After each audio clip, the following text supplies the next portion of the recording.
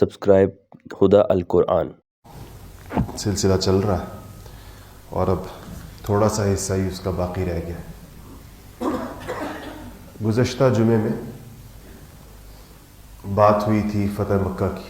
گزشتہ سے مراد گزشتہ جمعے تو میں نہیں تھا، اس سے پچھلے جمعے کے اندر فتح مکہ کی.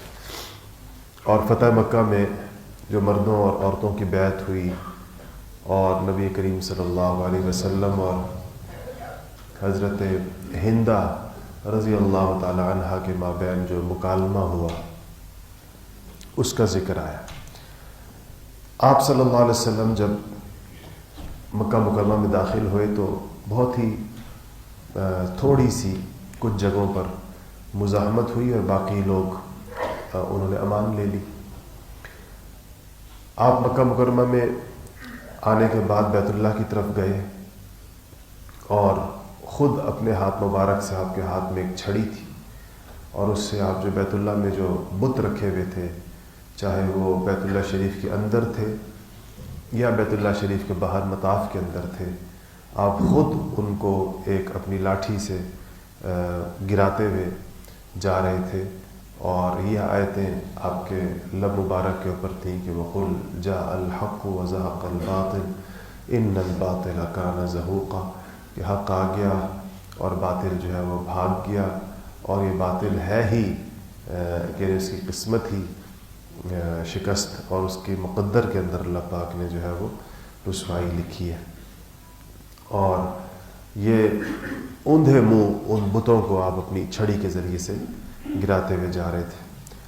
تو بعض لوگوں نے لکھا ہے کہ یعنی یہ بت حالانکہ سیسے سے چپکائے گئے تھے لیکن آپ کی لاٹھی کی زور سے وہ جو ہے پیچھے کی طرف گر جایا کرتے تھے. پھر آپ نے خانہ کعبہ کی چابی منگوائی. عثمان بن ابی طلحہ جو خانہ کعبہ کے جن کے پاس چابی تھی، تو عثمان بن طلحہ کو بلایا اور ان سے کہا کہ خانہ کعبہ کی چابی لائیں. اور آپ اندر داخل ہوئے خانہ کعبہ میں طواف سے فارغ ہو کر.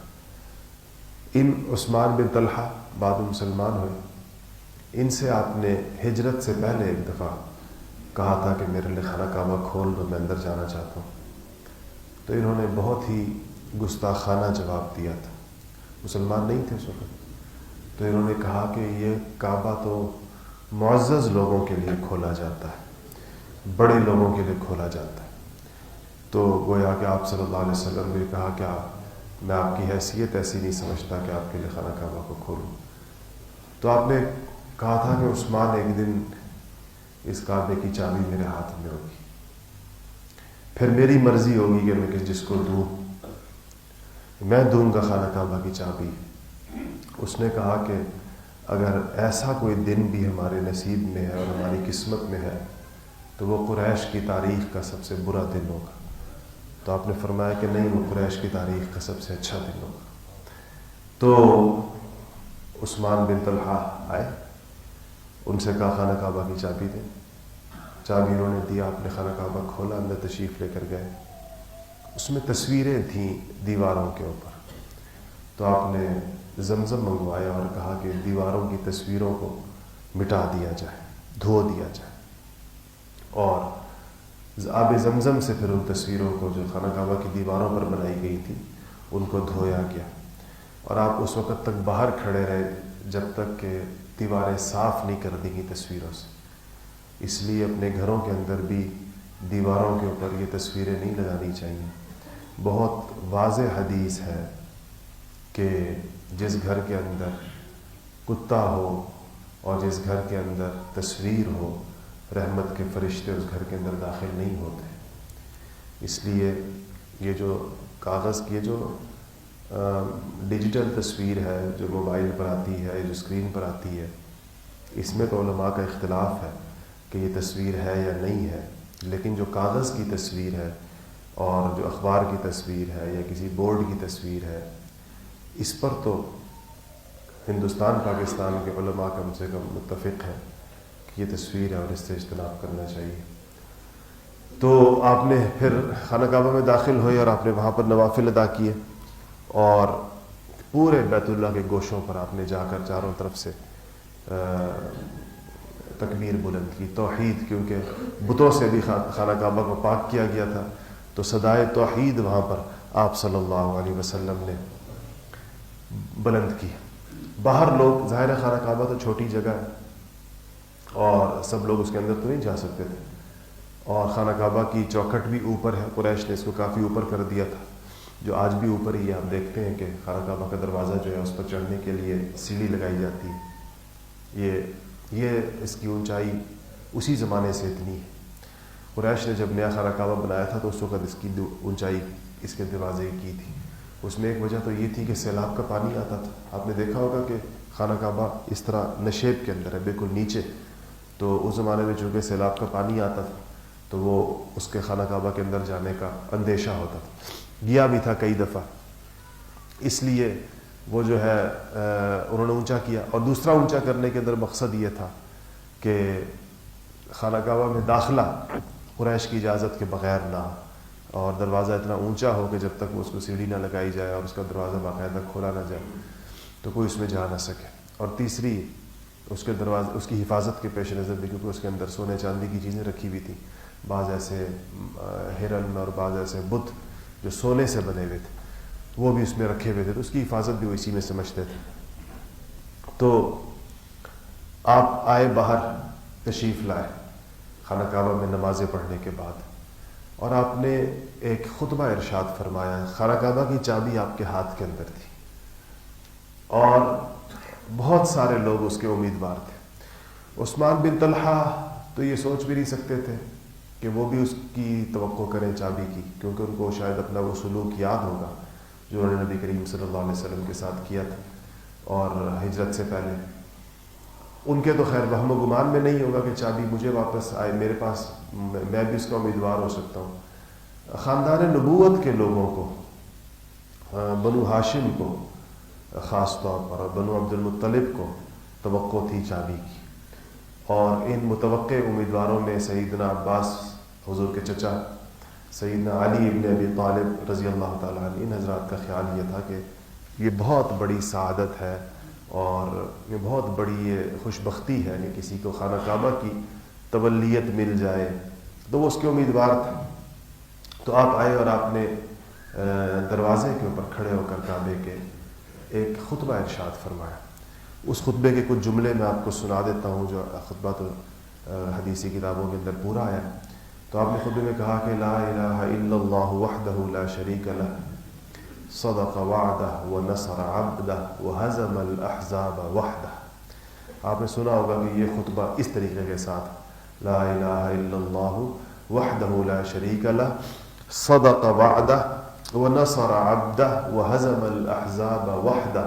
یہ آج کل بھی خطبہ اپنے خطبوں کے اندر یہ ابتدائی جملے پڑھتے ہیں، یہ وہی جملے ہیں جو آپ صلی اللہ علیہ وسلم نے بیت اللہ کے دروازے میں کھڑے ہو کر فتح مکہ کے بعد جو آپ نے ارشاد فرمائے تھے۔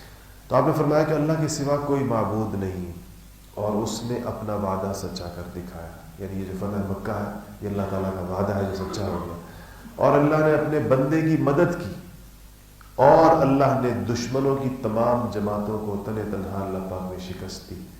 انبیاء علیہ الصلوۃ والسلام کا اور نیک لوگوں کا طریقہ یہ ہوتا ہے کہ وہ کامیابیوں کو، سرفرازیوں کو، سربلندیوں کو اور نعمتوں کو اللہ تعالیٰ کی طرف منسوب کرتے ہیں، اس کو اپنی طرف نہیں منسوب کرتے۔ یہ شیطان کا طریقہ ہے کہ وہ چیزوں کو اپنی جانب منسوب کرتا ہے، اور ہم انسانوں کے اندر بھی جس انسان کی رحمانیت سے مناسبت ہوتی ہے تو وہ ساری نعمتوں اور کامیابیوں کو اللہ تعالیٰ کا فضل سمجھتا ہے، اور جس شخص کی مناسبت جو ہے وہ شیطانی مزاج کے ساتھ ہوتی ہے وہ دنیا کے اندر اللہ تعالیٰ کی نعمتوں کو اور اللہ تعالیٰ کی عطاؤں اور اللہ تعالیٰ کی بخششوں کو اپنے بازوؤں کا کمال سمجھتا ہے۔ جیسے قارون تھا، قارون کو جب کہا گیا کہ تمہارے پاس جو دولت ہے یہ اللہ تعالیٰ کی طرف سے، تو اس نے کہا تھا کہ یہ تو میں نے خود اپنے زور بازو سے کمائی ہے، یعنی اس میں العیاذ باللہ گویا کہ اللہ تعالیٰ کا کوئی کردار نہیں ہے مجھے مال دینے کے اندر۔ تو یہ قارونی اور حامانی اور فرعونی سوچ جو انسان کی ہوتی ہے وہ یہ کہ اپنی دولت کو یا اپنے منصب کو یا اپنی شہرت کو یا اپنی عزت کو یا اپنے پاس کسی بھی نعمت کو خالص اللہ کا فضل سمجھنے کی بجائے اپنا کمال سمجھنا، اس کو یہ سمجھنا کہ کوئی میرے اندر کوئی بہت بڑا وصف ہے، یہ بڑا خطرناک مزاج ہے. اللہ تعالیٰ ایسے سر کو نیچا کیے بغیر موت نہیں دیتے جب تک اس کو اس کا سر جھکا نہ دیا جائے، اور جب تک اللہ پاک اس کے غرور کا دنیا کے اندر علاج نہ کر دے اور اس کے دماغ سے اس خناس کو نکال نہ دے. تو دنیا سے ایسا بندہ عام طور پہ اگر مسلمان ہے تو رخصت نہیں ہوگا. کافر ہے اور آخرت کے ابدی عذاب ہے تو اسی حالت غرور میں بھی دنیا سے جا سکتا ہے. اگر مسلمان ہے اور اسے جنت کے اندر جانا ہے بالآخر ساری سزائیں بھگتنے کے بعد، تو اس کو اس چیز کی دنیا کے اندر سزا ملتی ہے. تو آپ نے فرمایا کہ یہ سب اللہ تعالیٰ نے تنہا اللہ تعالیٰ نے شکست دی. مطلب یہ کہ کوئی شائبہ بھی نہ ہو ہماری شرکت کا اس کے اندر کہ ہم اس فتح مکہ کے اندر یہ سمجھیں کہ ہم نے بھی کوئی بڑا کمال کیا. پھر آپ نے فرمایا کہ اے لوگوں، جو خصلت اور عادت چاہے جانی ہو، یعنی وہ چیز جو خواہ وہ کوئی خصلت یا عادت یعنی کوئی طریقہ کار، طرز زندگی جاہلیت کے زمانے کا، یا چاہے وہ کوئی مالی طور طریقہ ہے، یعنی تمہارے جو مالی معاملات ہیں، لین دین ہے، یا تمہاری معاشرت اور رہن سہن کے جو طریقے تھے آج سے پہلے کا جس کا دعویٰ کیا جا سکے، وہ سب میرے قدموں کے نیچے ہیں. تحت قدمی موضوع. دوسری جگہ آتا ہے کہ جاہلیت کے جتنا شعار ہے، وہ ساری چیزیں جو جاہلیت کے اطوار ہیں، جاہلیت کے جو طور طریقے ہیں، چاہے وہ مالی لین دین سے متعلق ہیں جیسے کہ سود ہے، دیگر چیزیں تھیں جس کے بارے میں آگے چل کر پھر حجۃ الوداع کے اوپر بالکل واضح احکامات آ گئے.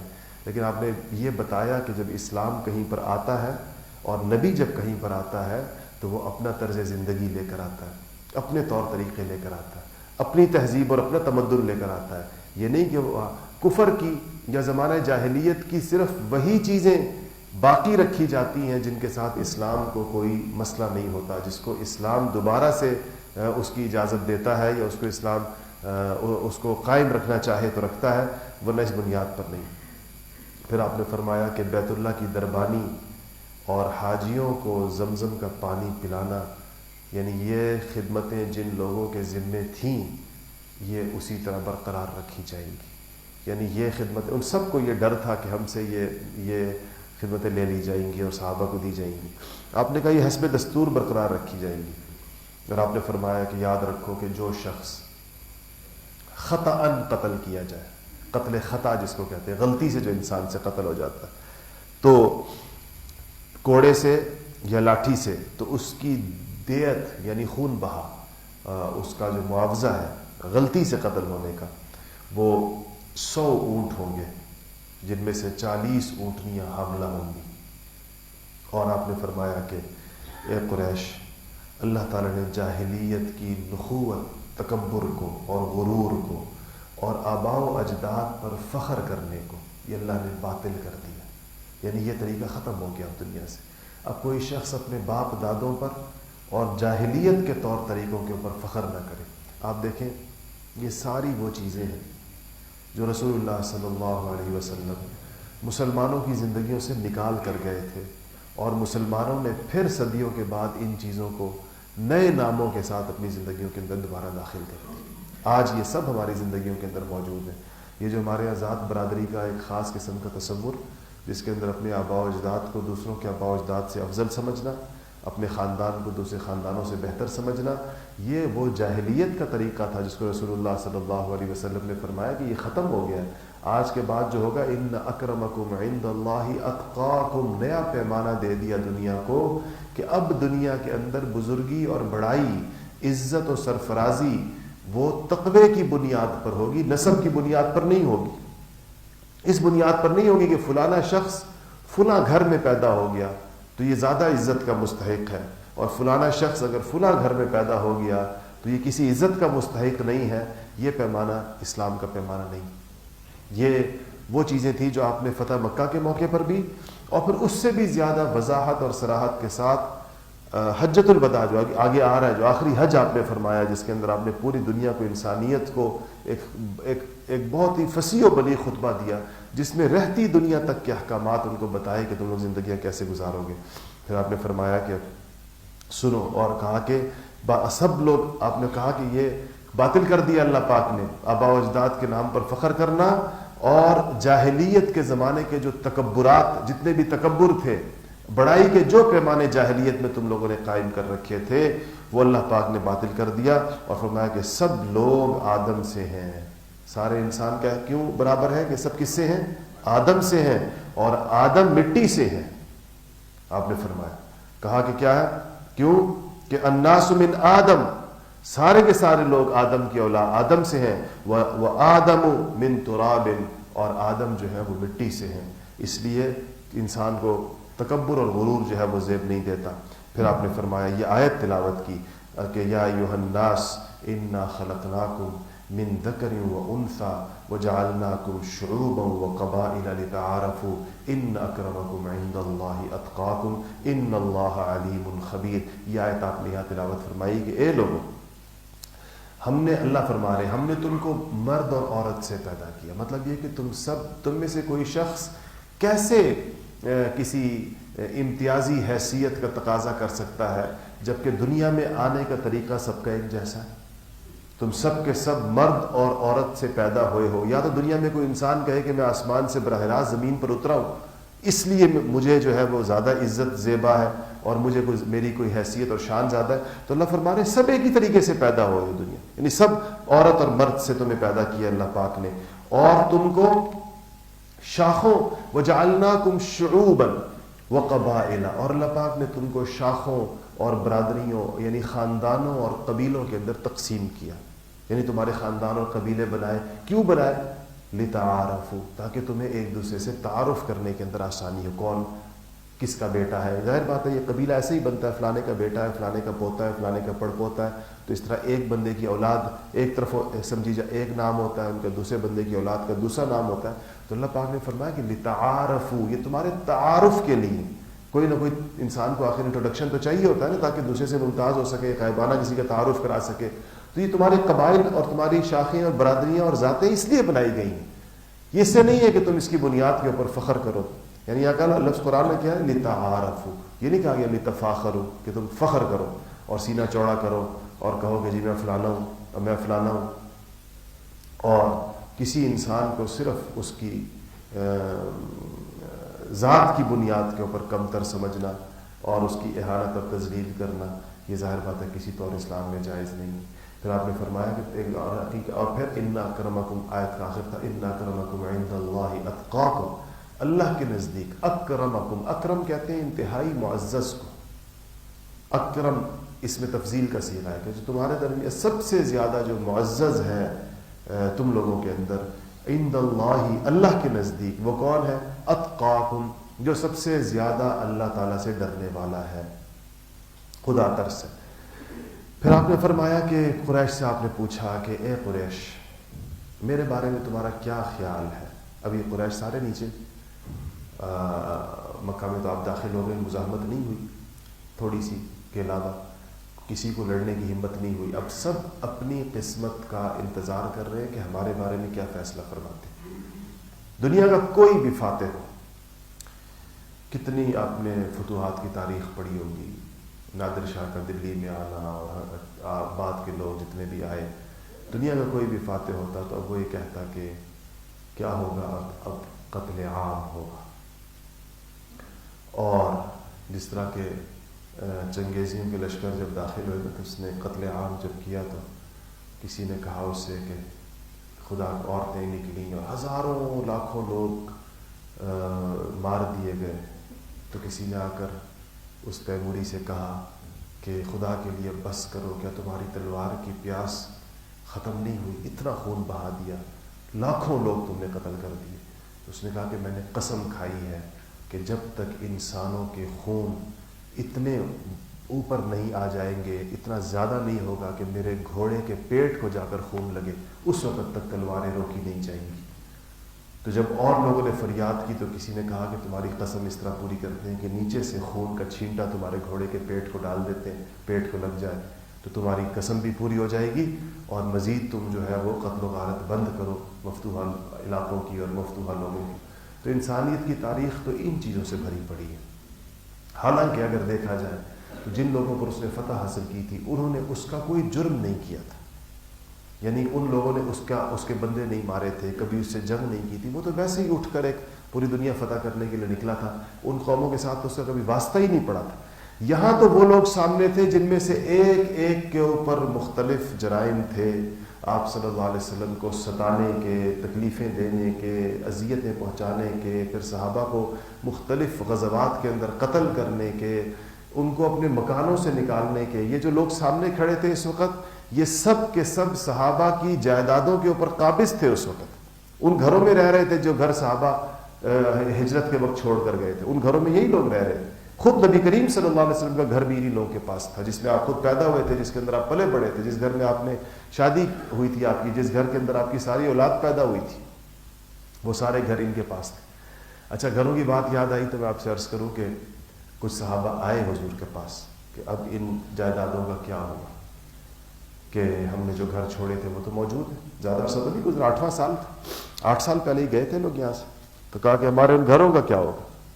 آپ صلی اللہ علیہ وسلم نے فرمایا کہ جو چیز اللہ کے لیے، ہجرت کا مطلب ہوتا ہے کہ اپنی مال اور اپنی علاقہ اللہ کے لیے چھوڑ دینا، تو جو تم نے چھوڑ دیا ایک دفعہ اللہ کے نام پر، اب اس کے اوپر صبر کرو، میں اس کے عوض تمہیں جنت کے گھر دلواؤں گا، اس پر تم صبر کرو، اس کے عوض اللہ پاک جنت کے گھر عطا فرمائیں گے۔ تو انہوں نے بالکل، صحابہ نے بڑی سیر چشمی کے ساتھ، بڑی خوشی کے ساتھ اس بات کو مان لیا۔ کسی نے، خود نبی کریم صلی اللہ علیہ وسلم نے اپنے گھر کا کوئی مطالبہ نہیں فرمایا، کسی کو طلب نہیں کیا، حالانکہ اس وقت آپ کس شان کے ساتھ داخل ہوتے مکہ مکرمہ کے لیے کہ آؤ بتاؤ میرا گھر خالی کرو، یہ چیزیں چھوڑ دی۔ تو آپ نے فرمایا کہ قریش، کیا خیال ہے تمہارا میرے بارے میں، اب میں تمہارے ساتھ کیا کروں گا، تمہاری رائے کیا ہے، اندازہ کیا ہے؟ تو انہوں نے کہا کہ عجیب جملہ، انہوں نے کہا کہ قالوا خیرہ خیرہ اخ کریم و ابن اخ کریم، کہا کہ آپ ہمارے ساتھ بھلائی کا معاملہ کریں گے، اس لیے کہ آپ ایک کریم شخص ہیں اور کریم بھائی کے اور کریم کے بیٹے، یعنی کہ آپ کا خاندان کریموں کا خاندان ہے، مہربانی کرنے والوں کا خاندان ہے، تو ہمیں آپ سے خیر کی توقع ہے۔ خیر کریم اخ کریم، کیونکہ آپ ہمارے ایک کریم بھائی ہیں، و ابن اخ کریم، اور آپ ہمارے کریم بھائی کے بیٹے ہیں۔ تو آپ نے فرمایا کہ آج میں تم سے وہی کہتا ہوں جو جرم کھلنے کے بعد اور راز فاش ہونے کے بعد یوسف علیہ السلام نے اپنے بھائیوں سے کہا تھا کہ لا تثریب علیکم اليوم اذهبوا فانتم طلقاء، کہ آج تمہارے اوپر کوئی بوجھ نہیں ہے، اور آج تم کسی چیز کے اندر ماخوذ اور پکڑے ہوئے نہیں ہو، جاؤ تم سب کے سب آزاد ہو۔ اس طرح آپ نے، اس کو عفو عام کہتے ہیں، کہ آپ نے عام معافی کا اعلان کر دیا، ہر شخص خاص نے جتنے سوائے 15 لوگوں کے، 15 لوگ ایسے تھے وہ بدبخت ازلی، جن کے بارے میں حکم خدا بندی یہ ہوا کہ ان کو ان کے جرائم کی سزا دی جائے گی، اور ان میں سے ایک تو اتنا بدبخت تھا کہ جب اس کے پیچھے صحابہ کو بھیجا تو وہ خانہ کعبہ کے اندر بھاگ گیا، اور خانہ کعبہ میں جا کر خانہ کعبہ کے پردے کے پیچھے کعبے کی دیوار کے ساتھ چمٹ گیا کہ اس جگہ تو مجھے کوئی نہیں قتل کرے گا۔ آپ نے صحابہ سے فرمایا کہ اس کو وہیں قتل کر دو۔ اور یہ جن لوگوں کے بارے میں یہ ارشاد ہوا تھا، ان 15 لوگوں کے بارے میں، یہ سارے وہ لوگ تھے جو شاتم رسول تھے، یہ سارے وہ لوگ تھے جو نبوت کو اور حضور اکرم صلی اللہ علیہ وسلم کو اور گالیاں ایسی دیتے رہے توہین آمیز۔ اس میں اگر آپ کے اوپر اور ظلم و ستم کسی نے کیا تو اس کو تو معافی ملی، لیکن جن لوگوں نے نبوت کو ایک مشن بنا کر ٹارگٹ کیا، کسی نے مستقل اس کام کے لیے، بعض شعراء ایسے تھے ان کا کام ہی یہی پروپیگنڈا تھا کہ وہ نبی کی ذات کو نشانہ بناتے تھے، تو چونکہ نبوت اللہ کی طرف سے بھیجا گیا یا اللہ کی طرف سے دیا گیا ایک منصب ہے، اور اس منصب کی توقیر اور اس کی حفاظت آپ صلی اللہ علیہ وسلم نے اس طرح کے، ان کی خیر تفصیل لمبی ہو جائے گی کہ کون کون تھے اس کے اندر. سیرت کتابوں میں سب کا ذکر، اس میں کچھ عورتیں بھی تھیں اور کچھ مرد بھی تھے. اور اس سے علماء نے یہ مسئلہ نکالا ہے کہ جو شاتم رسول ہے، جو نبی کریم صلی اللہ علیہ وسلم کی ذات کی گستاخی کرنے والا ہے، اس کی سزا جو ہے وہ قتل ہے اور اسے کوئی معاف نہیں کر سکتا. اور یہ لوگ بڑا لوگوں کو مس گائیڈ کرتے ہیں جو یہ کہتے ہیں کہ حضور پر، اول تو وہ جس طرح بے سر و پا قصے کہ ایک عورت حضور پر کوڑا پھینکتی تھی، آپ نے اس کو معاف کر دیا، یہ تو ہم نے تو کہیں نہیں پڑھا ہے قصہ آج تک. جتنا دین ہم نے پڑھا ہے اس میں تو کہیں نظر نہیں آیا. البتہ کسی اور کے پاس کوئی اور صحیفہ ہو جس کے اندر یہ لکھا ہو تو ہمیں بتائیں کہ کہاں لکھا ہے. اس کے بعد جو ہے یہ آخر یہ فتح مکہ پر یہ حدیث کی مستند کتابوں کے اندر جن 15 لوگوں کو آپ نے معافی نہیں دی، اور جن میں سے کچھ لوگ تو پھر ایسے تھے کہ وہ ایک اور طریقے کے ساتھ، لیکن ان میں سے جو اتنی کافی سارے لوگ جو قتل کیے گئے، عورتیں قتل کی گئیں، یہ اسی جرم کے اندر قتل کی گئی. اسی کے اوپر ائمہ اسلام نے کتابیں لکھی ہیں، صارم المسلول علی شاتم الرسول. شاتم کہتے ہیں گالی دینے والے کو، شاتم، شتم عربی کے اندر گالی کو کہتے ہیں، تو نبی کو گالی دینے والے کو شاتم کہتے ہیں، شاتم رسول. تو شاتم رسول کی سزا وہ قتل ہے. اور یہ کام جو ہے ظاہر بات ہے کہ اسلامی حکومتوں کا ہے، مسلمانوں کی حکومتوں کا ہے کہ اس پہ دنیا کے اندر آپ دیکھیں ذرا عجیب بات ہے کہ ملک سے غداری کی سزا تو موت ہے، اور ساری دنیا کے اندر ہے کہ اس فلانا جو ہے غدار ہے تو غدار کی سزا موت ہے. اور نبی کی گستاخی کے اوپر اس پر کہتے ہیں ڈیبیٹ کریں کہ کیا سزا ہونی چاہیے، آئیں اور بات کریں. اور ٹی وی چینلز لگے ہوتے ہیں، جاہلوں کو بٹھایا ہوا ہوتا ہے، ایک سے بڑا ایک جاہل اس پر اپنی رائے دے رہا ہوتا ہے کہ کیا ہونا چاہیے اور کیا نہیں ہونا چاہیے. اس کے بارے کے اندر احادیث میں قرآن سے واضح طور پر ارشادات ہیں. اور یہ امام مالک رحمۃ اللہ علیہ فرمایا کرتے تھے کہ اس امت میں کیا باقی رہ گیا، اس امت کے اندر خیر کی کیا چیز باقی رہ گئی جو خود زندہ ہو اور اس کے نبی کو گالی دی جاتی ہے. وہ کیا امت ہے؟ امام مالک اپنے اس دور کے کہتے تھے کہ نہیں، کیا اس امت پر وہ دن بھی آئے گا کہ یہ لوگ زندہ ہوں گے اور ان کے نبی کو گالی دی جائے. تو یہ نامسعود اور منحوس دور دیکھے ہمیں دیکھ، ہمارے زمانے میں تھا. ہمیں یہ ایسی بے برکت زندگیاں ہماری تھیں، ورنہ شاید پچھلی صدیوں کے اندر امت نے نہ دیکھا ہو یہ منظر. اور تو اس بارے میں جو قرآن کے احکامات، حدیث کے احکامات آپ نے فتح مکہ کے موقع کے اوپر اس پر آپ یعنی رحمت للعالمین تھے، اتنے بڑے بڑے جرائم کو معاف کر دیا، اتنے بڑے بڑے لوگوں کو اپنے خاندان کا آپ نے کوئی کہیں پر بھی ان سے وہ نہ لیا. لیکن جن لوگوں نے نبوت کو مشن بنا کر نشانہ بنایا تھا ان کے لیے معافی کا اعلان نہیں ہوا. جب آپ فارغ ہوئے خطبے سے تو آپ مسجد میں بیٹھ گئے اور بیت اللہ کی کنجی آپ کے ہاتھ میں تھی. تو سیدنا علی رضی اللہ تعالیٰ عنہ نے کہا، گزارش کی کہ یا رسول اللہ یہ کنجی ہمیں عطا فرما دیجیے. اور کیونکہ ہمارے ساتھ زمزم تو پہلے ہی سے اس خاندان کے پاس تھا، تو کہا کہ یہ سقایت جو ہے نا، اس کو کہتے تھے سقایت، زمزم پلانا، وہ پہلے سے حضرت بنو ہاشم کے پاس تھا یہ منصب. تو کہا زمزم سقایت کے ساتھ اس کو حجابت کہتے تھے، کہا کہ یہ منصب بھی اللہ پاک ہمیں عطا کر دے تو یہ شرف ہوگا. تو اس پر آیت قرآن کی آئی کہ ان اللہ یأمرکم ان تؤدوا الامانات الی اہلہا. اللہ تعالیٰ تم کو یہ حکم دیتا ہے کہ امانتیں اپنی امانت والوں کو پہنچا دو. تو آپ نے پھر عثمان بن طلحہ کو کہا کہ بلایا، آپ نے کہا اور ان سے کنجی انہی کو واپس کر کے کہا کہ اب یہ کنجی ہمیشہ تمہارے پاس رہے گی. اور وہ کنجی آج بھی اسی خاندان کے پاس ہے. یہ شیبہ انہی کے بیٹے کا نام تھا، طلحہ کے بیٹے کا نام، عثمان کے بیٹے کا نام شیبہ بن عثمان. اس خاندان کو آج بھی آپ نے نام سنا، وہ خاندان ہے بنی شیبہ کہتے ہیں.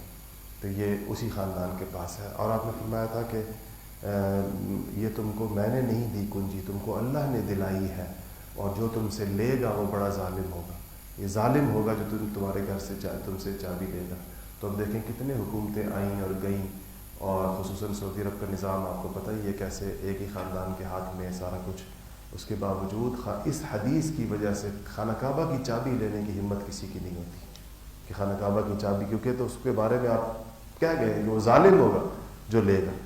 تو یہ اس خاندان کو آپ نے وہ دی، آج انہی کے پاس. پھر یہ ہو گیا، صبح آپ داخل ہوئے تھے مکہ میں فجر کے بعد، یہ سارا عمل ہوا. اور اس کے بعد ظہر کا وقت آ گیا اور قریش کے لوگ اب معافی کا اعلان ہو گیا تو مسلمانوں نے چونکہ یہاں نماز، اب تو یہ بیت اللہ تھا، یہاں نمازیں ہونی تھیں، اذانیں ہونی تھی، تو قریش کے بہت سے لوگ چلے گئے جبل ابی قبیس، بالکل اس طرف اس چوٹیوں پر بیٹھ کر بہت سے لوگ بیٹھے ہوئے نیچے کے نظارے دیکھ رہے تھے. خانہ کعبہ میں نے آپ کو بتایا نا، بالکل آج بھی آپ دیکھیں گے تو یہ جو اوپر کے قریش یعنی جو مکہ کی پہاڑیاں ہیں اس سے یوں بالکل نشیب میں آ کر جو بالکل آخری نیچے کا پوائنٹ بنتا ہے تو خانہ کعبہ وہاں پر ہے. تو اوپر سارے مناظر نظر آتے ہیں. تو یہ لوگ اوپر چڑھ کے دیکھ رہے تھے. ظہر کا وقت داخل ہو گیا. حضور صلی اللہ علیہ وسلم نے حضرت بلال کو اشارہ کو فرمایا کہ بلال اور آج تم چڑھو، کعبے کی دیوار کے اوپر چڑھ کر اذان دو توحید کی بیان کو. تو اس کے بعد حضرت بلال خانہ کعبہ کی دیوار کے اوپر، چھت کے اوپر چڑھے اور وہاں جا کر اور وہ تکبیر کی صدائیں بلند ہوئیں کہ اللہ اکبر اللہ اکبر، اور اشہد ان لا الہ الا اللہ اشہد ان محمد رسول اللہ. حضور کی نبوت اور رسالت کی تائید جو ہے نا کعبے کی دیواروں سے. اور کہتے ہیں کہ جو لوگ بہت اسلام تو نہیں لائے، سارے تو نہیں لائے تھے، لیکن معافی تو سب کو مل گئی تھی چاہے وہ اسلام نہ بھی لائے ہوں. تو بہت سے لوگوں سے یہ منظر ان کے لیے ناقابل برداشت تھا اور وہ روپوش ہو کے چلے گئے. پھر آپ نے ایک 22 سال کے نوجوان کو، حضرت عتاب کو، ان کو آپ نے مکہ کا والی یا اس کو گورنر کہیں وہ بنایا. ان کی عمر 21 سال عمر تھی ان کی اس وقت. اور ان کا جو وظیفہ مقرر کیا وہ 1 درہم روزانہ، 1 درہم روزانہ کا ان کا وظیفہ مقرر کیا. حضرت عتاب یعنی اس طرح اتنے صفات کے یہ لوگ تھے، یہ کیا وظیفہ 1 درہم دیکھا جائے تو. لیکن انہوں نے کہا کہ جس کا پیٹ اس وظیفے، حضرت عتاب نے کہا کہ جس کا پیٹ اس وظیفے سے نہ بھرے تو اللہ تعالیٰ اس کو ساری عمر بھوکا رکھے. کہا کہ اس کو جن کہا ان کا مطلب یہ تھا کہ یہ اتنا بڑا وظیفہ، اتنی بڑی آپ نے میرے لیے اس کو وہ عمر مقرر کی. اس کے بعد یہ آپ صلی اللہ علیہ وسلم کے پورے دور میں حضرت عتاب ہی مکہ کے والی رہے. اور ان آپ صلی اللہ علیہ وسلم کی دنیا سے پردہ فرما جانے کے بعد حضرت بکر صدیق کا دور آیا تو حضرت بکر صدیق رضی اللہ تعالیٰ عنہ نے بھی انہی کو برقرار رکھا. اور یہ حضرت بکر صدیق کے پورے دور میں یہی حضرت عتاب ہی مکہ کے والی رہے. اس وقت ان کی عمر 23-24 سال تک پہنچی ہوگی. پھر عجیب اتفاق یہ ہے کہ جس دن سیدنا ابوبکر صدیق رضی اللہ تعالیٰ عنہ کا وصال مدینہ میں ہوا اسی دن مکہ کے اندر حضرت عتاب کا وصال بھی ہوا عین جوانی کے اندر. تو یہ ہوا. اور اس کے بعد آپ مدینہ میں آپ ایک جگہ گئے، صفا و مروہ کے درمیان ایک پہاڑ کے اوپر آپ گئے. وہاں جا کر آپ دعا بھی کر رہے تھے، خانہ کعبہ کو دیکھ بھی رہے تھے. تو انصار میں سے کسی نے کہا کہ اب معافیاں بھی مل گئی ہیں اور لوگ بھی آ رہے ہیں اور کچھ اسلام قبول کر رہے ہیں. تو انصار میں سے کچھ نے کہا کہ حضور کو اپنا گھر پسند آ گیا ہے اور حضور بڑے خوش ہیں مکہ کے اندر اور بیت اللہ کو بھی دیکھ رہے ہیں. آپ دعا کر رہے تھے بیت اللہ کی طرف دیکھ کر، اور اپنے خاندان کے ساتھ بھی حضور بڑا رحم کا معاملہ کر رہے ہیں. تو اب ایسا لگتا ہے کہ حضور مدینہ واپس نہیں جائیں گے کیونکہ اپنے گھر واپس آ گئے ہیں. اور مکہ کے ساتھ جو ظاہر ہے بیت اللہ کے ساتھ جو حضور کا تعلق تھا، پھر آپ کی وہ انسان جہاں بچپن نہیں بلکہ آپ نے تو 53 سال تک کی عمر جہاں پر گزاری تھی، تو آپ کو وحی کے ذریعے پتہ چل گیا اس بات کا. تو آپ نے بلایا انصار کو، آپ نے کہا تم لوگوں نے کہا یہ کہ مجھے میرا خاندان پسند آ گیا ہے، نرمی کر رہا ہوں ان کے ساتھ اور مجھے بیت اللہ اچھا لگ رہا ہے، تو میں جو ہوں وہ ادھر رہ جاؤں گا. تو انہوں نے کہا رسول اللہ ہمیں اس بات کا خدشہ ہے کہ آپ کی جو ہم کیفیت دیکھ رہے ہیں اور آپ کے اوپر جو ہم خوشی اور مسرت دیکھ رہے ہیں تو ہمیں اس بات کا وہ لگتا ہے کہ آپ شاید واپس تشریف نہ لے کر جائیں. تو آپ نے فرمایا کہ میں نے ہجرت اللہ کی طرف اور اس کے رسول میں اللہ کی طرف اور تمہاری طرف ہجرت کی تھی. یہ ہجرت اللہ کے لیے کی تھی اور تمہاری طرف کی تھی، اور یہ ہجرت قائم رہے گی. اے انصار میں تم سے ہوں، تم مجھ سے ہو. یعنی میرا یہ نہیں کہ یہ ہمارا ہمیشہ کا ساتھ ہے، یہ اس پر نہیں جو فتح مکہ کے ساتھ، اس پر انصار اتنے خوش ہوئے. کسی کو یہ توقع نہیں تھی کہ آپ مکہ کو فتح کرنے کے بعد پھر مدینہ تشریف لے کے جائیں گے واپس. لیکن آپ نے جگہ جگہ انصار کو آپ کی کہا کرتے تھے. اصل میں وفا ہے. نبی کریم صلی اللہ علیہ وسلم کی طبیعت اللہ پاک نے ان کا خمیر وفا سے اٹھایا تھا، اور ظاہر بات ہے کہ جن حالات کے اندر انصار نے ان کا ساتھ دیا تھا. اس سے جو اگلی جو غزوہ ہے ابھی آئے گا، وقت آج کا تو ختم ہو گیا، لیکن اس بات کو اس کے ساتھ جوڑ کے بتا دوں کہ جب آگے طائف کا غزوہ اس کے فوراً بعد میں فتح مکہ اگلے جمعے انشاءاللہ اس کو بیان کریں گے. اس غزوہ کے اندر چونکہ یہ لوگ بھی شامل تھے جو ابھی مسلمان ہوئے تازہ فتح مکہ کے موقع پر، بڑے بڑے بعض لوگ، اور ظاہر بات ہے اس میں بہت زیادہ ہو سکتا ہے ہول ہارٹیڈلی بالکل دل سے نہ ہوئے ہوں. تو جب اس غزوہ کے اندر بہت زیادہ غنیمت آئی تھی، بہت زیادہ، اور آپ نے ان سرداران قریش کو جو نئے مسلمان ہوئے تھے ان کو بہت زیادہ مال و منال عطا کیا تھا. کسی کو 100 اونٹ دیے، کسی کو 3000 بکریاں دیں، کسی کو 5000 بکریاں دیں، کسی کو کتنے غلام دیے. اور عجیب یہ کیا کہ انصار کو کچھ نہیں دیا، سب کچھ انہی میں تقسیم کر دیا. تو کچھ انصار کے نوجوان لڑکے ذرا بات منہ پر لے آتے جلدی، تو انہوں نے کہا کہ حضور نے تو سارا کچھ اپنے خاندان میں بانٹ دیا، اور ہماری تو ابھی تک ہماری تلواروں سے تو خون ٹپک رہا ہے، یعنی ہم نے بھی داد شجاعت دی ہے اس جنگ کے اندر بھی اور پچھلی جنگوں کے اندر بھی. تو یہ بات نبی کریم صلی اللہ علیہ وسلم کو پتہ چل گئی ہے. سعد ابن عبادہ نے جا کے بتائی، کہا کہ رسول اللہ بعض لڑکوں نے یہ کہا. آپ نے کہا بلاؤ سب کو، تو سارے آ گئے. تو آپ نے کہا کہ یہ انصار، کیا ایسا نہیں ہے کہ تم لوگ گمراہ تھے، اللہ تعالیٰ نے تم کو میری وجہ سے ہدایت دی، اور تم آپس کے اندر لڑتے تھے، اوس اور خزرج کی سخت لڑائیاں تھیں، تم آپس کے اندر دست و گریباں تھے، میری وجہ سے تمہارے درمیان بھائی چارہ قائم ہوا، اور تم بڑے غریب تھے، میرے آنے کے بعد اللہ پاک نے تمہارے اوپر غنائم اور فتوحات کی کثرت کی. انصار نے کہا رسول اللہ بالکل ایسا ہی. تو کہا لیکن تم مجھے جواب نہیں دیتے اس بات کے اوپر.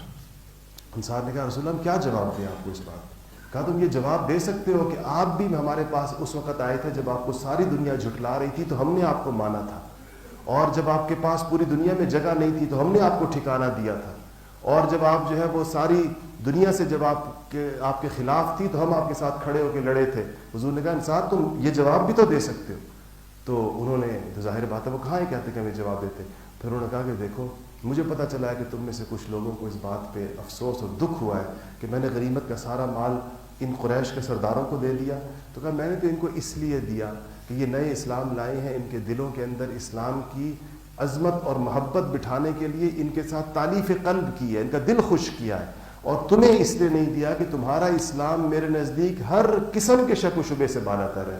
تو اے انصار کیا تم اس بات پر خوش نہیں ہو کہ جب یہ لوگ اپنے ساتھ بھیڑ اور بکریاں لے کر جائیں گے اپنے گھروں کو، تم اللہ کے رسول کو لے کر جاؤ گے؟ کیا اس تقسیم پر تم راضی نہیں کہ لوگوں کے پاس بھیڑ اور بکریاں ہوں اور تمہارے پاس اللہ کا رسول ہو؟ اور کہا کہ اگر ساری دنیا ایک وادی کے اندر جائے گی، چل رہی ہو، اور انصار تم دوسری وادی کے اندر جا رہے ہو، تو میں محمد الرسول اللہ اس وادی میں جاؤں گا جس میں تم جاؤ گے. پھر کہا کہ انصار میں تم سے ہوں، تم مجھ سے ہو. تو سیرت نگاروں نے، محدثین نے لکھا ہے کہ اس پہ انصار اتنا روئے کہ ان کی داڑیاں آنسوؤں سے تر ہو گئی، داڑیوں سے آنسو ٹپک رہے تھے اس کے اوپر، اور ہاتھ اٹھا کر کہہ رہے تھے کہ یا رسول اللہ ہم اس تقسیم کے اوپر راضی ہیں کہ لوگوں کو بھیڑ بکریاں ملیں اور ہمیں اللہ کا رسول ملے، ہم اس تقسیم کے اوپر دل و جان کے ساتھ راضی ہیں.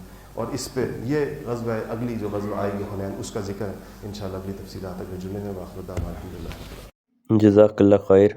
سبسکرائب ہدیٰ القرآن. Thank you so much.